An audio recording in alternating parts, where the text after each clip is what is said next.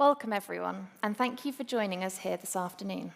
My name is Sarah, and I'm one of the consultants here at Esri UK, and I'm joined by my colleagues Claudia and Amy. In this session, we're going to talk to you about the successful management of your ArcGIS. But before we begin, I wanted to start by asking you all to consider, what is management? Well, management is something that you all do innately day in, day out, and you might not even realise you're doing it. It is the process of planning, organising and controlling resources, such as people, time and money, to achieve a specific end goal. Before you all made your way here today, you all registered your attendance with Esri UK. You all planned your own route here, your mode of travel, and when and where to meet your colleagues. If you are staying in London tonight, you may have booked a hotel and a dinner reservation to a specific budget. And before you leave tomorrow, you're likely to check that your route home is not disrupted by planned or unplanned events. All of these natural thought processes we have encompass management, the management of our daily lives so that we can reach our end goal. But why do we need to manage? Well, let's reuse our conference example, but this time without considering management. You arrive in the morning at your local train station only to find out your train was cancelled hours earlier. You still try to make the conference in time, so you find another mode of transport to get to London, whatever the expense. You end up late to the event, miss the meet-up with your team, and to top it all off, you book your hotel and reservation and restaurant at the wrong location. In this simple example, situations that could disrupt the smooth running of your day were not mitigated or planned for, which caused disruptions to your day. You cost your company money, and maybe you also feel a little bit silly, your reputation a little dented. So why do we manage? Well, it all comes down to risk. We manage effectively because when we do, we decrease our risk. And every person sat in this room today has at least one thing in common. We all have the responsibility in the successful management of your ArcGIS, whether you're an administrator, publisher, user, or viewer. You may be a beginner or a GIS expert of one or multiple GIS systems. You all have a responsibility to follow best practice to protect and most effectively manage your ArcGIS. Much like the rest of the IT industry, risks such as malware, privilege abuse, bugs, and legacy systems must be understood and managed within your ArcGIS. And it's not just that, it's also the seemingly simple day-to-day administrative tasks that also play a huge part in the effective management of your ArcGIS. Now, exactly which and how many of these factors you must manage yourself will depend upon your ArcGIS. Because when we consider how to manage your ArcGIS, there are three core options that are applicable, whether you're using ArcGIS Online, Enterprise, or a combination of both. Firstly, on the left, there's managing your ArcGIS yourself. Secondly, with some support from Esri UK, we can offer supplemental management via operational services. And lastly, on the right-hand side of the scale, we have an Esri managed service, which is fully managed by Esri UK, which we will showcase at the end of this session. Wherever your GIS system belongs on this scale, we all have a role to play in the successful management of our ArcGIS systems. And so, for the remainder of this session, I'd like to introduce the idea of multi-layer management. Because when it comes to managing your ArcGIS, there's a host of different components that you have to be thinking of. And while effectively managing just a couple of them is a step closer to better managing your ArcGIS, when you consider it as a multi-layer management approach, you can then start to most effectively manage. So for the remainder of this session, we will be stepping through these layers, sharing practical tips and techniques to manage your ArcGIS. And kicking us off today is Claudia, who is going to dive into these first layers seen on screen relating to administration. Thank you, Sarah, and good afternoon, everyone. I'm Claudia, and I work in our product comms team. Now, before I possibly lose half the room before I've even begun, administration is not reserved just to the admin of your organisation. Instead, all of you can play your part in better managing your ArcGIS through better administrative tasks. So throughout mine and Amy's section, we've added little tags to the bottom of our slides, and that will let you know if the tip is specific to administrators or if it's specific to all users. And then we've also added on the top right, you can see the logos for ArcGIS Online on the left-hand side and ArcGIS Enterprise on the right-hand side. And they're little prompts for you to see whether each tip is applicable to each of those deployments. But let's get started with that first layer of management, sharing. And I don't just mean being able to quickly change the sharing of an item to public. I'm talking about how you can share your content securely. And there are a few different options. So first, groups. Groups enable you to share content with members that you invite. Those members could be within your organization, or they could be members of another organization. Now, groups also let you collaborate with those members as well. So let's first have a look at how you can do this when you're sharing with groups with members from your own organization. And the good news is it's actually really straightforward. So just when you set up your group, you can turn on that shared update feature. So by turning that on, it's going to enable all editable items that are shared within that group to be editable by all members. So only actions such as moving, sharing, or deleting the item is reserved for the item owner. Now, if you want to collaborate with members from another organization, this is where your options then vary a little bit. Because if you're setting up a group where you want to invite members from that other organization, that shared update feature is no longer available. And that's to retain the security of how you share your data. Instead, we have our second sharing option, partnered collaborations. So partnered collaboration is essentially just a way to establish a formal relationship between two or more ArcGIS Online organizations. So you're essentially just establishing trust between those organizations, so you can share content securely and quickly. Once you've set up that collaboration, you typically do still use groups to be able to share that content. So you might now be thinking, well, why do I even bother setting up that collaboration? Well, there's a couple reasons, really. As I hinted at earlier, it enables that shared update feature. So you can share content and collaborate on that content, regardless of whether the members are within your organization or another one.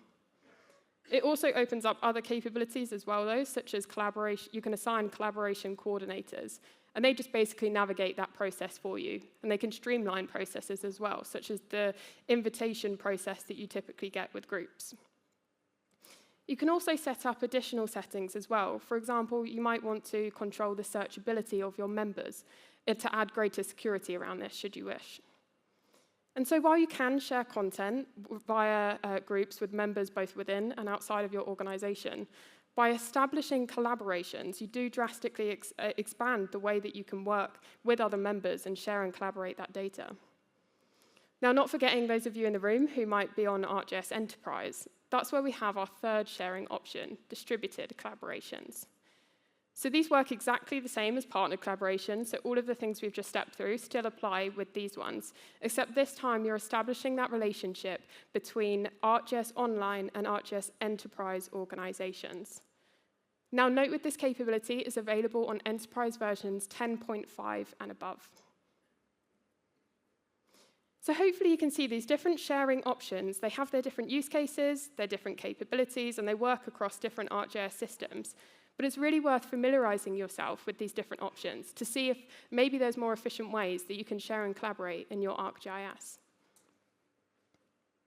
Let's move on to the next layer of management that I want to discuss, and that's permissions, and exactly what your users get access to in ArcGIS. Now that's based on the combination of three different things: user types, roles, and privileges.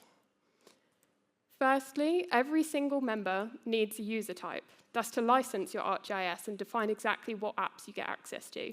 So you could be Creator, Professional, or Professional Plus, for example. Once you've got your user type, you're then assigned a role, and this defines exactly the type of work that you can perform in your ArcGIS. Are you an administrator? Are you a publisher? And then we have privileges. So you can assign privileges onto your role to grant specific rights. For example, the ability to be able to create a group, like we just mentioned, or the ability to schedule notebooks. And so it's really worth understanding the correct user type and role for your users as a good starting point in giving them access to what they need. But sometimes we appreciate your requirements won't fit these core user types or roles, and that's where I recommend considering custom roles. So a tip for administrator here, as you can see at the bottom, is if you go to your organization settings, you can find your existing member roles in your organization. And a page will look just like this. So you'll have some default ones, such as user, publisher, and administrator, but you'll also see that feature to create your own role, giving you the ability to be able to relax or impose certain permissions as an administrator, giving you far greater control on exactly what your users can do and what they have access to. Now, another little tip as well, if you are an administrator of an organization that has a large number of members, you could consider categorizing those members. Now, essentially just means you can categorize them by whatever characteristics you define. So you might want to categorize them by departments, by projects, or by expertise, for example. But let's change tack a little bit and have a look at another layer of management. And it's something we all have to manage, content.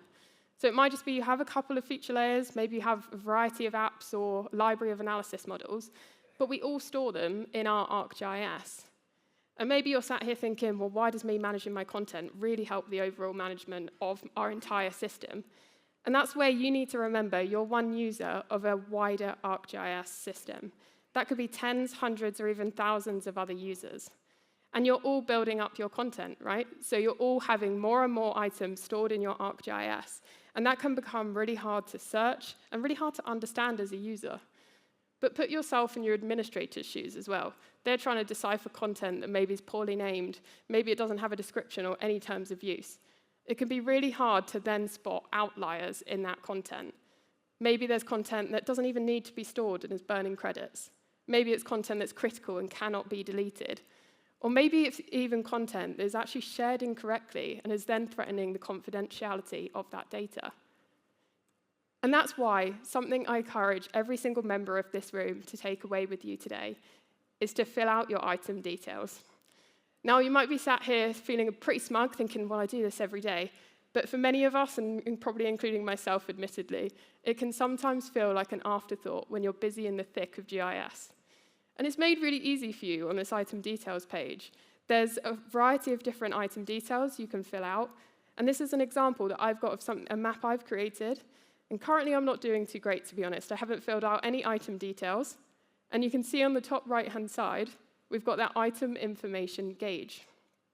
So this tells us currently how effective our item details are. So I'm not really doing too well. Just above that gauge, there's also a Learn More button. And if I click on that, it's then also giving us a checklist. So it's helping us even further, telling us exactly what we should be filling out in our item details to be most effective. So I can go in, I can start filling out my summary, I can add a description to this item, and already my progress bar is improving that quickly. Now, the checklist isn't just for telling me what I need to fill out, but it's actually really good at giving you prompts as well. So next on that checklist was to add more tags. So I can scroll down, I can start adding some tags to this item. We'll add those two, and I'll click Save. Now, if I scroll back up, you'll see it's not been ticked, and that's because it recommends having at least 3 tags to be most effective. So it really helps you along the way in filling out these details as well. So I can now go back and fill in another 3rd tag there. Now, I should continue to fill out this checklist, especially that next one, terms of use. So this helps any user or admin coming across this item to understand how can this data be used. Are there any restrictions or terms of conditions on using this item? And so just that quickly, I've already improved my item details, making it far easier for users to search and far more easier for administrators to understand. And speaking of administrators, another tip to consider for managing your content is to create organization categories. Now, these essentially customize your contents page. So as a user, on the left-hand side there, you can see they appear just beneath filters. And you can entirely customize them into categories that you want to work for your ArcGIS. They mean that users can filter the data they're looking at, but they can also then save their data with those same categories, so you're organizing your data as well.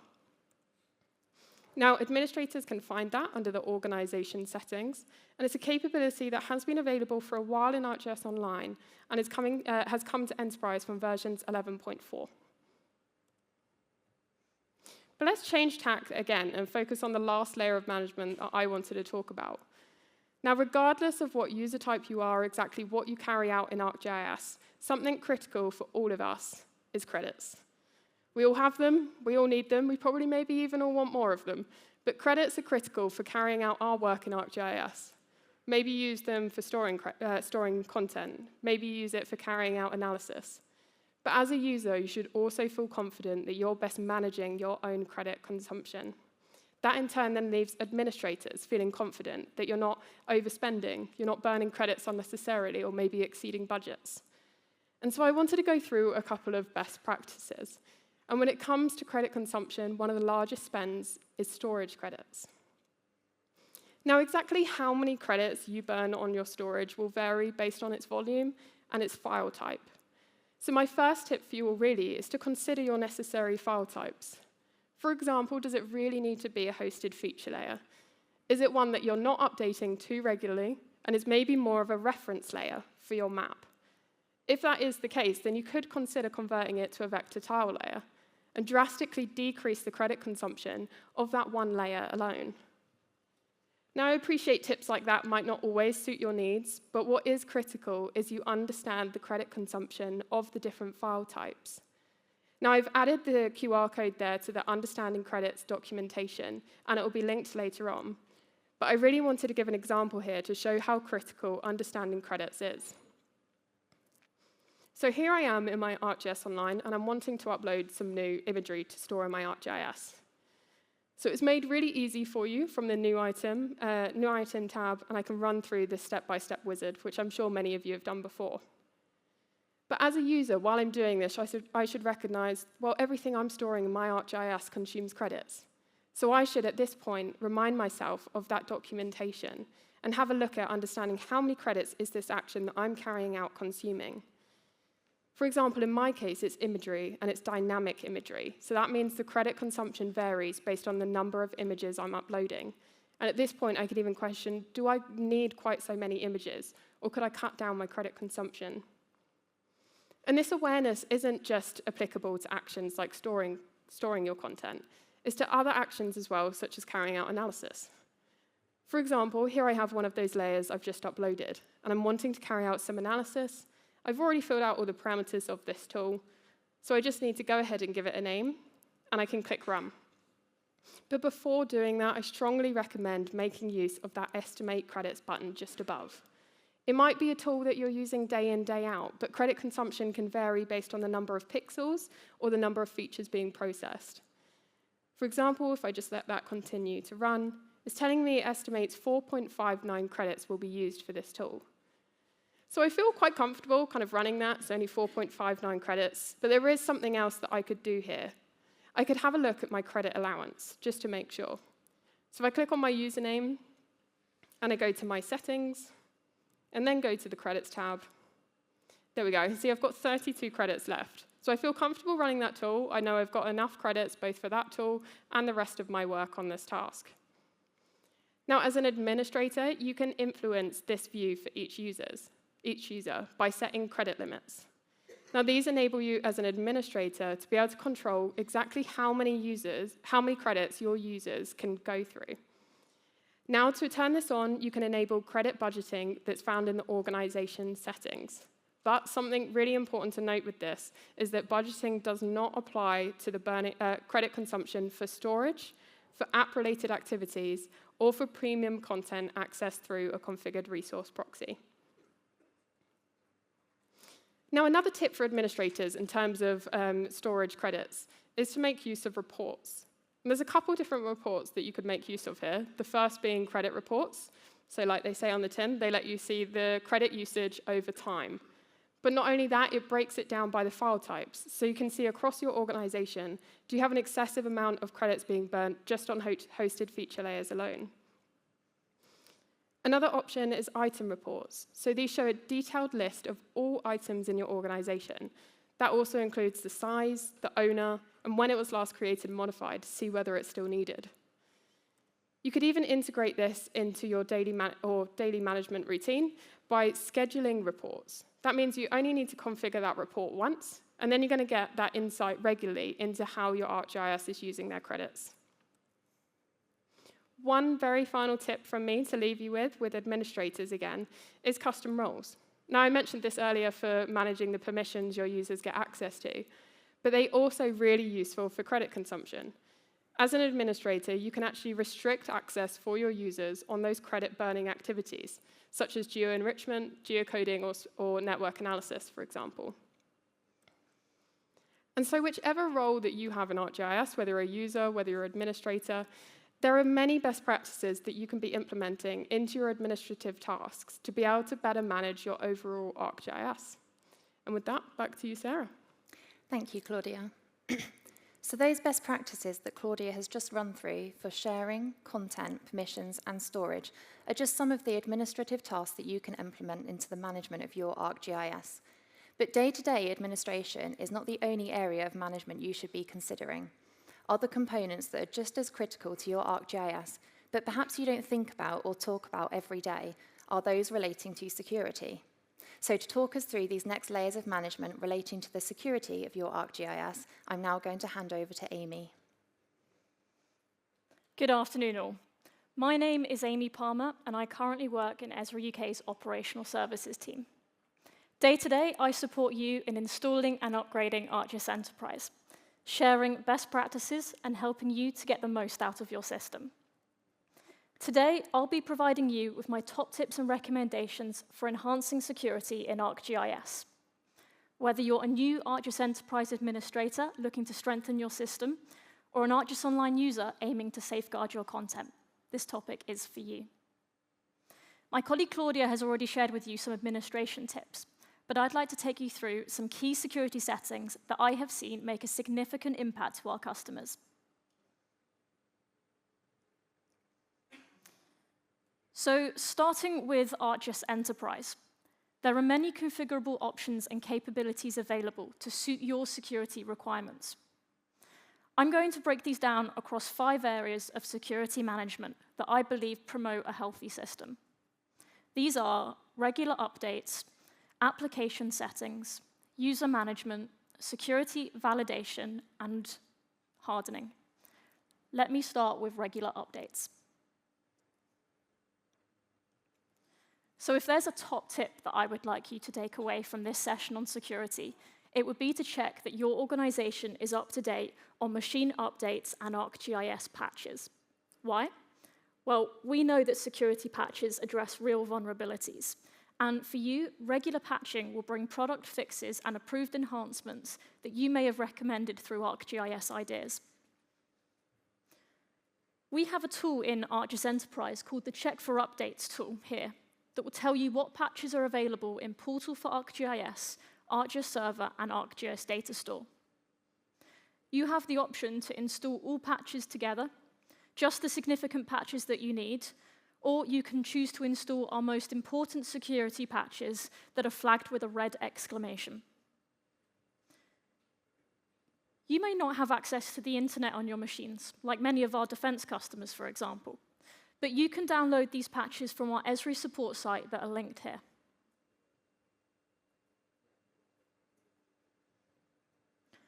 Application settings are another area of security management that I'd like to touch on. Many of the application settings for ArcGIS Server and Portal for ArcGIS are handled inside the Portal and Server admin endpoints, an accessible backend location for ArcGIS administrators. This interface provides you with the option to reduce the vulnerability of your portal and server. And I'm going to highlight a couple of the best practice settings that you can set here. In ArcGIS Server and Portal, I would firstly advise you to disable the REST services and portal sharing directory endpoints. In ArcGIS Server, this is a REST page that lists all of your services. And in Portal, this is a browsable HTML location that provides representation of your portal items, services, web maps, and groups. So why disable it? The endpoints can be a useful development tool, but you likely don't want users browsing your list of items in a production site, carrying out an online web search and finding your services, or making requests to your portal through HTML forms. Disabling also provides further protection against cross-site scripting attacks. Once disabled, the endpoints look like this, and items and web maps are still fully accessible in JSON format, even with these endpoints disabled.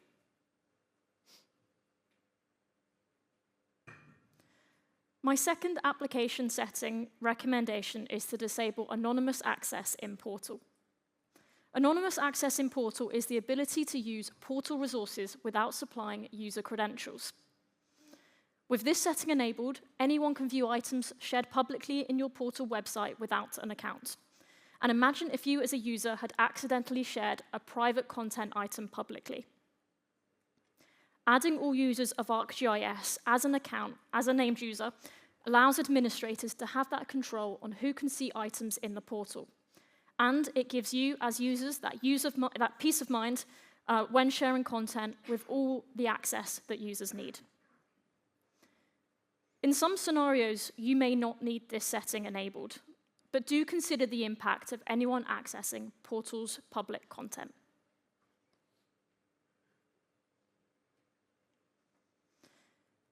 My next layer of management is user authentication. User management is a critical component of security in ArcGIS Enterprise, as it helps protect your sensitive data and safeguards your content. It is the process used to verify your credentials, and ArcGIS Enterprise has many options available to authenticate access.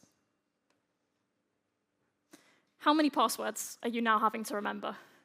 I work with users who are desperate to reduce the number of credentials they have, and configuring a single sign-on experience where you don't need separate ArcGIS credentials protects sensitive information and secures your GIS data in the world of growing applications and user domains.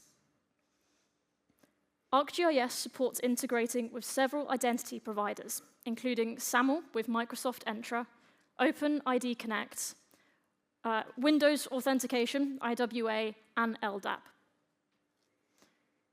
Now, if you're not using the ease of single sign-on and just the default built-in authentication, I would encourage you to enable multi-factor authentication. Administrators can set this option, and members are asked to connect through an authenticator app to prove they are who they say they are.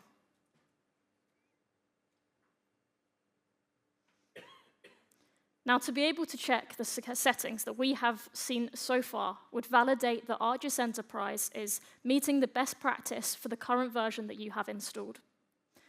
My next layer of security management for ArcGIS is security validation. We have a Python script in Portal and Server, which is a security scan and included in the installation of ArcGIS Enterprise. This is located in the Tools admin folder for Portal and Server, and I highly recommend using this tool to review the security best practices and identify any security configurable options. You can also schedule this tool on a regular basis to identify if any security changes have recently been made. I use this tool after every installation of ArcGIS Enterprise or upgrade to provide recommendations and to make sure that the system is still as secure as it can be.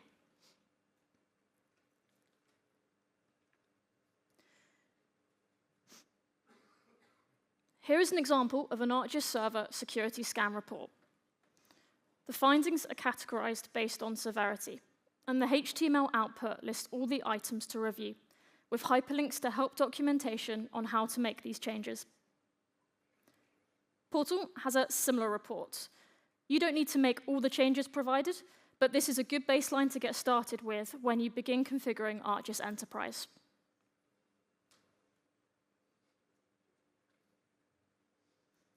Hardening your ArcGIS Enterprise deployment is important to improve the robustness of your environments. And the examples I have provided so far will help to ensure that best practices are in place. Hardening is my last ArcGIS Enterprise management layer.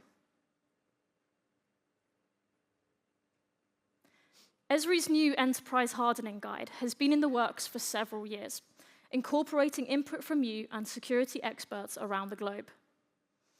You can view the guide online to understand strategies and settings that can be implemented to improve the security posture of your ArcGIS Enterprise. Tips range from removing unnecessary software to disabling unnecessary services to providing application-specific hardening principles. If you have a production ArcGIS Enterprise deployment in place or soon to deploy ArcGIS Enterprise, I encourage you to ensure these best practices are in place as soon as possible. The hardening guide has been recently updated, and this can be found in the ArcGIS Trust Center, where new security blogs are regularly updated. Now, even though ArcGIS Online is hosted as a service, there are many similar security options available and recommended, with additional capabilities to meet your online requirements. If you're interested in how to keep your online organization secure, I'm going to break these down across my key 3 areas of security management in ArcGIS Online, starting with application settings. Now, ArcGIS Online has organization policies that you can configure to meet your security and privacy needs. One of the properties that you can configure is disabling profile visibility. For privacy reasons, you may not want your profile public, so as an administrator, you can control this. Similar with content, data privacy and compliance likely means that you do not want to share content to everyone. You can turn this off as an organization policy as well. There will likely be cases where you want to make your employees or other members aware of certain policies before they enter the application. Here, you can edit an access notice for users to accept terms of access. If they decline, they won't be able to access the application. There may also be cases where you want users to be aware of information at the top of ArcGIS Online. Administrators can use an information banner to supply notice of upcoming maintenance and scheduled updates. For more information, you can see our ArcGIS Online help guide on configuring security settings in ArcGIS Online.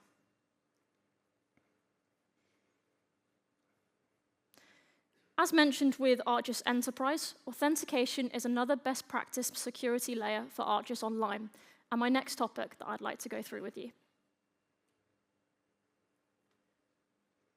I would highly encourage you to set up enterprise logins using SAML, which provides federated identity management. There are other options available in ArcGIS Online as well, including enterprise logins with OpenID Connect or social logins. I've seen a large shift towards enterprise logins recently, and having quick access to ArcGIS without the need for credentials saves time and ease.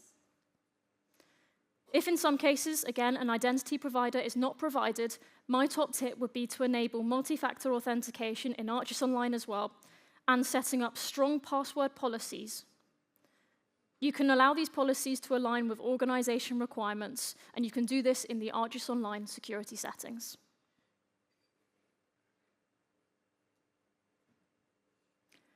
Logging and auditing is my last security management layer in ArcGIS Online. Logging involves recording events of interest from a system, and auditing is the process of practicing and inspecting logs to ensure the system is functioning appropriately. I'd recommend using the logging and auditing of options available in ArcGIS Online, as both users and an administrator, to continue making sure that all members, content, apps, and groups are as secure as they can be. As examples, you can use the status option in ArcGIS Online organization to see credit usage, content information, and details across your members and groups. You can also use the download activity log.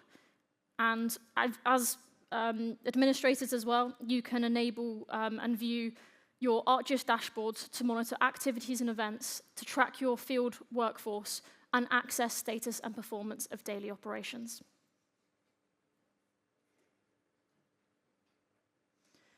I'd recommend reviewing your ArcGIS security settings after today to make sure that you have leveraged the required GIS capabilities that Esri offers, with the assurance that your ArcGIS follows a robust and secure framework. Back to you, Sarah. Thank you, Amy. So in this session, we've seen Claudia and Amy take us through a host of different tips, tricks, and best practices for each of these different layers of ArcGIS management. And as you can see, there is a lot to consider, and of course, we haven't been able to cover it all today either. But whether you're already managing some of these components, or perhaps this has been quite an eye-opener, it's important to know that it's not entirely on your shoulders. It's worth making use of the documentation and resources available on our website to help you out in these areas. And these tips we've covered today are for managing both the administrative and security tasks yourself. But as you'll remember, I mentioned at the start of this session that there are multiple options for the management of your ArcGIS. Beyond managing it entirely yourself, we also provide managed services, meaning we, people like Amy and myself, work with you to take on some of that management, leaving you to focus on what you need to achieve in ArcGIS. Now, exactly what a managed service looks like completely varies on a case-by-case basis, as they're entirely shaped by how you need our support. One common option for a managed service can look a bit like this. We take on the management of your ArcGIS storage, authentication, hardening, patching, and versioning. And that means you can focus on your ArcGIS, its content, its sharing, and permissions. So to best demonstrate how a managed service can support you and what can be achieved when some of those management layers are taken away, I wanted to share a story from one of our customers. And that customer is the Environment Agency.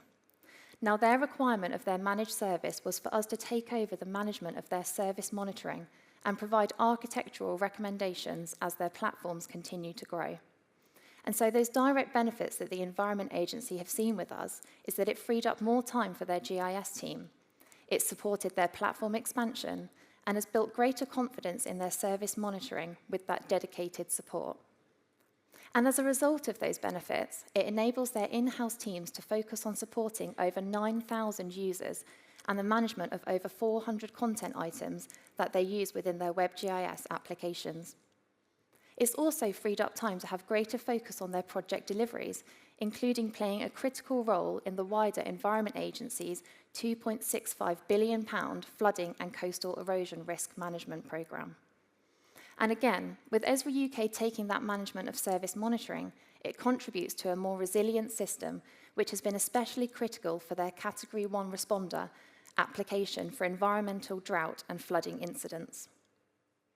And I just love this quote by Paul Smith, who's the GIS manager at the Environment Agency, because it encapsulates it quite nicely. Because we're not just taking that management away from you, we're also enabling you and your GIS teams to focus on the work at hand. Now, another story, in case you didn't see it at the time, is Domino's Pizza. At the opening plenary in 2023, they shared their story of how moving to an ArcGIS managed service supported them. I recommend catching up with the recording, which you can find on our events page or by scanning the QR code on screen now, which is also provided at the end of this presentation. And if you'd like to learn more about Esri UK managed services, please feel free to scan the QR code on screen now or at the end of this presentation, which will take you to our new Managed Services webpage, which you'll also find on our website. And so, wherever you sit across this scale, we really hope that you walk away from today's session with a greater understanding of the different layers that can make up the management of your ArcGIS through the multi-layer management approach that we've stepped through today. Now, we've mentioned a number of different resources throughout our session today, so here's a roundup. Please feel free to take out your phones now and scan the QR codes of any that you're particularly interested in.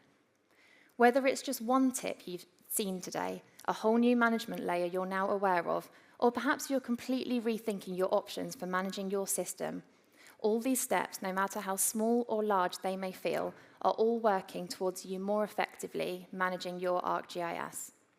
So from myself, Claudia and Amy, we'd like to thank you for your time today, and we really hope you enjoy the rest of your day.